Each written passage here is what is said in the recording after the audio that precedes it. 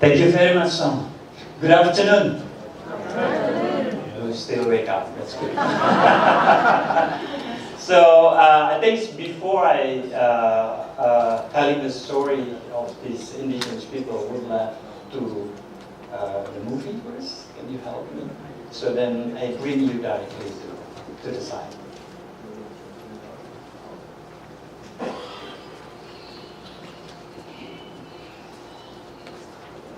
It's only one minute now.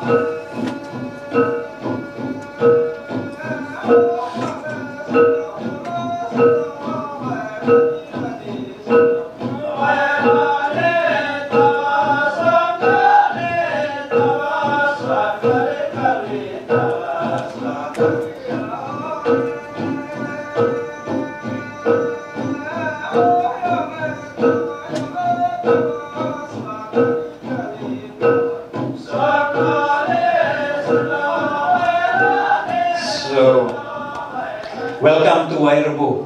That is the village name. Well, it's no,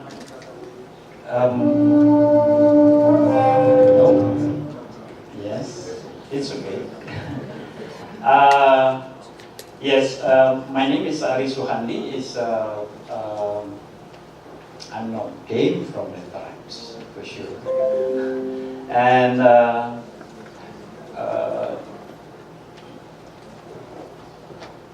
So before I started, I don't want to telling about Indonesian. I believe it will really take a long time. We need at least minimum 4 days workshop just talking about that. So we had about more than 17,500 islands. So we are an archipelago country. So our joke is always, if you just visit 1 day for one island, it's need 15 years for you to stay in Indonesia. So it's a huge. It's also the tribes, languages, more than 700, and the tribes groups, I mean the ethnic groups itself is more than 300, and if a single one is more than 700. So if I really like the themes of this conference. Why? I think this is for the futures of the tourism. And second, it's really important and related to the climate change. You can imagine and relate it to the harvest. And because I was many years working in all the tribes in Indonesia, and last year, for instance, in the Waerebo, their coffee is only 25%. So you can imagine if there is no tourism in this case. Right now they have tourism as another outlet. So this is talking about resilience destinations, how that they can compete. And in here, you see, we even have still a very nomad. What do you say? This nomadic tribes, sea, mountains, and as well as the island. So it's stunning. It's very rich. I mean, I really love my country. So, like you, Jay, you love your country. Love your country. So, it's in terms of the attractions, we also have a lot of attractions, and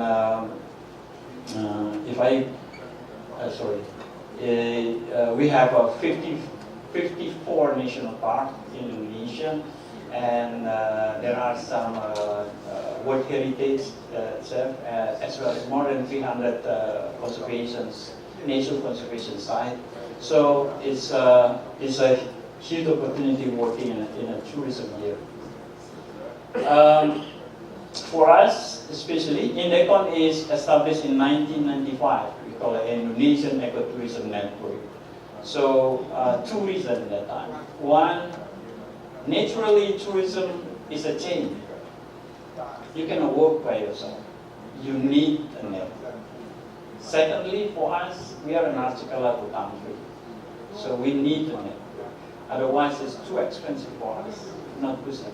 Indecon is working, is almost in the big island. That is our footprint. And what I want to focus on this only in one community that we work with. Why? Because this community actually related, not related this, but there is a history when we started is related to Taiwan. I will tell you later. So this is an ID. I hope that you can also extract. When you look at tourism, just don't working only in one single destination, because the tourists cannot buy. Because if you're talking about tourism, you're talking about value of money. I can fly, just visit to one tribe, it might be too expensive.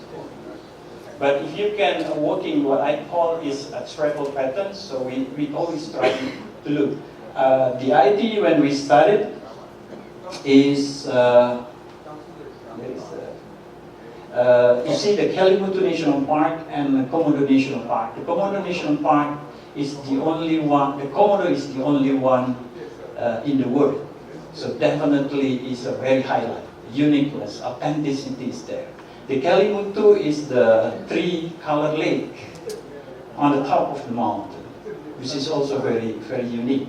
And Waerebo is right in the middle. The Waerebo is near. Just from this, the Labuan Bajo, from the entrance, took you about 7 hours drive to here.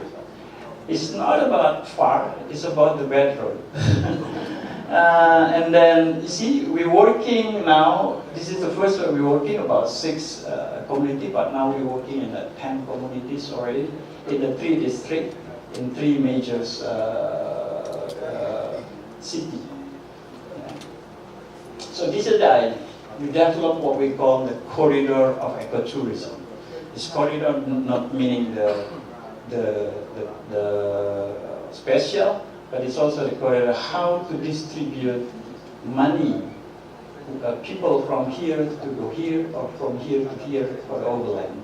This took about 12 hours drive if you driving, but the stop is very, very nice to stop 4 hours, 4 hours, and 4 hours. So it's really essential. In tourism, no more than 6 hour drive a day. Otherwise, they will be so tired, and the tourists don't like anymore. They said, I just too tired, you know. And it's a Waerebo. It's a stunning. The first I came, they looked at me. It's a people of Waerebo. It's been informed by the tour operator from the Dutch. And this man is looking at me for years. And then we met, and I called, and we met in other islands. I invited him to come, and he telling the story. I said, yes, I will come. So it's a 2006. The first time when I came to this village, it's really touching me. You know, you see this beautiful, but when I came the first time, it's only left 4. And almost leaking everywhere. What they say, they just want to give up to living in this living area. They say the harvest is not very good. They don't go to education, you know, the school, the kids. The first what I touched, I said, I adopt one child. So, and I'm just showing to them, I said, look, actually a lot of people outside. They are so isolated. The first day when I came, I'm walking 6.5 hours. Because this is 1,200 above sea level, and we started from the 0. So you can imagine. But now, tourists is only walking 2.5 hours. Okay, so you can see the difference later on. And it's stunning. The pictures right now is really. In the first concept is I want to be as a follower of Komodo. But nowadays, after 10 years, Waerebo is already as a leaders. The people who want to visit to Flores as visit the Komodo. What do you call it? Waerebo. You see the concept? It's like you. We have 7 layers inside. They have a 7 layer and they have every meaning for the layers. More going up, more to the ancestor, more to the God. It's the same. I believe it's almost the same, the story. And if you look this, you see that? This is also only one in the world. The spider web rice field. You imagine this centers, you take it up. Is a con. It's the same. The way how divided. The one houses in here is the big one, is what we call the biggest one, is Mbarukendam. It consists of the 9 family. The rest is a 6 family. So left side and right side is a different. So and if you have a guest come to the room, if you came from the left side, they have a room for the guest on the left side. So it's quite very interesting to learn about the culture of these people. So they divided for the family, for every family for one. We call one juring. I don't know in English what you call. Why related with Taiwan? When the first I came, I mentioned to you, it's really touching my heart. I'm going back to Jakarta. The next day, I'm visiting UNESCO. I'm telling about this place because this is the only one living heritage in Manggarai, of the West Manggarai forest. And we spread the information. And a friend of mine, Jennifer, is also in the university from UC Davis. In that time, we have connected. We said, come on, we started with volunteerism. And who grabbed it first is Dr. Lee Yi-Rin Lin from the Medical University of Taipei. And they sent a 12-person, look at this, the 12-person of students. We have 2 weeks trips and 1 week stay there to roofing, plugging off the leaking, taking out the leaking. So on behalf of the community, we are really thank you, the people of Thailand, the student who came the first time. It really gives them a spirit. They said, oh, people want to come. Yes, I said, yes, people want to come to the area. Otherwise, this is the conditions when the first time, don't look me, is too skinny. It's 12 years ago. You can imagine this. So it's totally different, right? It's totally different with right now. And then I came to the UNESCO, and first step that we wrote in the National Geographic Indonesians magazine. So then the next years come up a bunch of the architects coming in, and they said, Ary, I would like to help in this. I said, okay, it's really great, but one condition, he said, don't give anybody if you want to revitalize these houses, let the people do it. We learn from them, and they agree. And he's one of the very famous in Jakarta, the architect, very famous and rich in Jakarta, and easy for them to link with the rich people in Jakarta. So the first one, we did it with the Aqua. The Aqua company is one of the drinking company, and we got 350 million, and we started the project with them. It is in 2009, and later on I will tell you. And in 2009, and then we started building. The second year, and it's very success. It's a 2 master coming out, 2 undergraduates coming out for a 6-month building. And then after that, the second one, we do an auction in Jakarta, and we come up for another 4. So it's a very easy, actually. I just also realized that in Jakarta, rich people also can buy the item. And because they trust, they see what the local people done. And it's a long story again, talking about how they build the houses. The main pole, when they cut it from the forest, a special species, when they cut it from the forest, they cannot touch to the ground. You can imagine, one day walking, not touching on the ground. So you can imagine that. So they have a stick. When they put the rest, they put stick, so it's all people walking together. See that? The school is the same, Ikakon. So it's only 7 that allowed. Yes.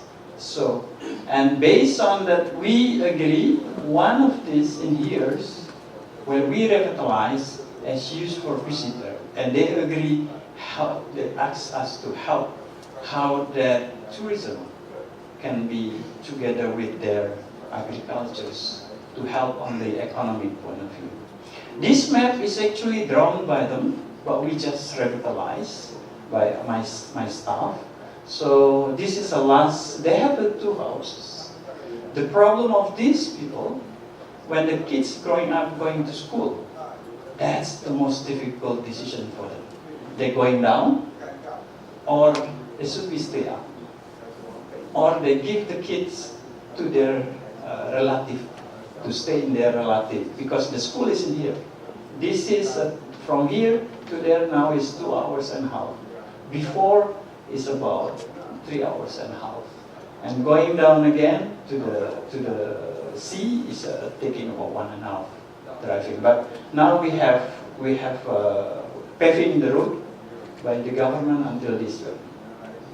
So because this is a forest, we don't want to be destroyed by the road.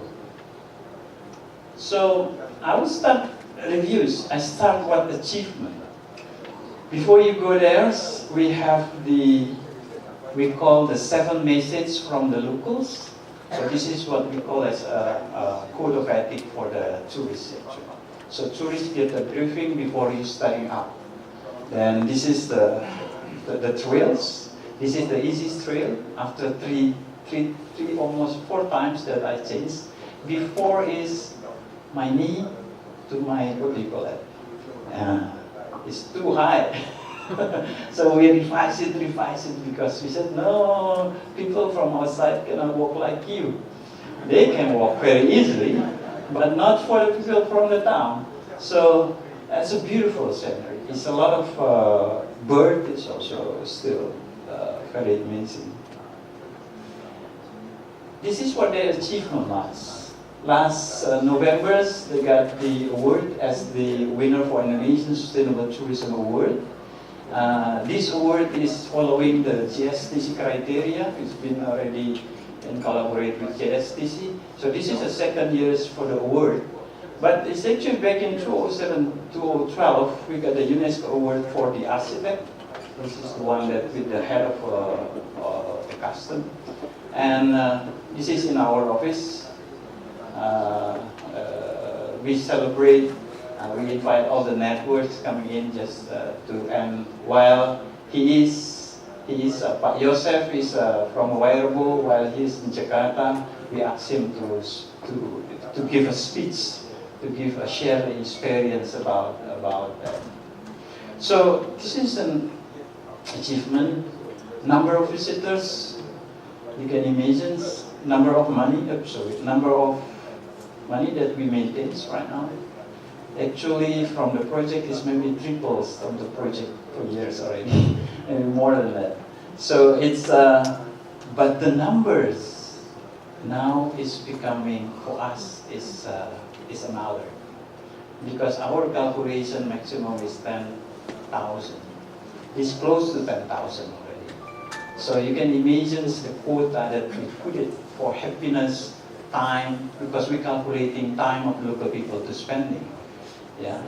So when I started 2005, it's only 91 visitors when the first I visit. The first, actually, the first Westerns coming in is a Japanese photographer. I'm contacting and looking to him for get the photo up until now I'm not success. Because I have a contact, yes, but I don't know, it's not required. I'm trying to get it. Because he came every year and he took a photo. It's, you know, the history, one down, one down. It's really interesting to look. Second is the UK anthropologist who came and stayed there for 2 years. And we got her report. So it's really, really nice to share. Then I thought that I'd begin writing in Indonesia and we give it back to the community. Hey, this is what the people say. So, like Johnny as well, actually we teach them how to disperse the money, distribute the money. And you can see we have, I don't know what you call it, but this is not totally profit, but we call it operational for when you come there, stay for one night. So all the local people is including the meals. Construction of the new house is actually the maintaining the house, and then they just constructing a new one for the homestay. And operational costs for the groups, for the community groups, and they give to the old people as well. Old people who are living. You can imagine when I work here, all these old people. The young is already in the town. That's the main challenge. Because I'm sorry to say, but they're really slowly to get it. Yeah? But now I'm happy because it's about 6 young families who live in Bali and etc. is already going back to these fields. And this is the distribution of benefit from the tourism. It's from the economic, social, cultures, and environments. And these all the 3 we're showing up with the posters inside. So if you are a visitor there, you can see what's the benefit. So then it's actually trying to main with your mindset, so then you can buy all the products again for the local people. So it's a Facebook for that. So how we do it? When we started, this is supported by European unions. In 2011, we started with the first phase for 3 years. We have 5 pillars. It's institutional development. For us, tourism is a double sword. You know, it's really a huge benefit with multiplier effect if you maintain well. But it's also huge negative impact if you not maintain well. So the key for sustainable is in the institution. So how did the people, I agree with Jane, share a vision. Share a vision. For us it's more again, is share the clear objective to the people. If you have a clear objective, they're really knowing the direction. We don't teach these people going through safe thing to tourism. No way. Tourism is only one sector that helps it. Why? Because tourism still has an external factors. If something happens like a bomb Bali, or it's a conflict in the town, no one will come. Or the earthquake, like we had. 1 minute, give me 2 minutes. Sorry. So they have a participative planning. They're really active, I really like it. This is when we rebuilt the house rehabilitations. Oh, they're really, really nice. This is from the book, the second book. This is capacity building from the finance of the products and the natural dye, the coffee, culinary, craft, etc. That actually the second phase. The product is coming afterwards when the tourists there. When we calculating tourists, oh, it's about 4,000. Okay, I said that is a market. That is something for product. So the reason, that's why they got about 600 million rupiahs per just from the product. And tours, like you, in Taiwan, we call a junior cup of coffee. You see that? The luwak, the seafood one? Okay, my time is up, my time is up. Okay, I'm just showing you the picture there. So, partnership with all peoples, the university and others, yeah. And actually, this is the only one, a good presentation. I'm sorry, I cannot manage the time. But you see, the woman group, 45 people, the coffee group is 74 people, and the divided. So one single direct involvement in tourism of Waerebo community is only spending 2 days maximum in a week. The rest, we're still pushing for them to work in agriculture. That's the way how we thought it can be sustainable if you combine it between agriculture as their roots and tourism, because tourism is a really new sector for them, and also still have an external factors. I think that's all my pictures, promotions, and television and others. And this also another very important, maintaining the feedback. Very easy now. You can see from the, what do you call it, the trip advisors, if you have a sign, so they can, this is, you see, the number is still okay. You see the tour operator from the dots? They really thank you for, because we bring more interaction to the place. And also for the people, directly. The maintenance of feedback is very important. Okay, that's all. Thank you very much. And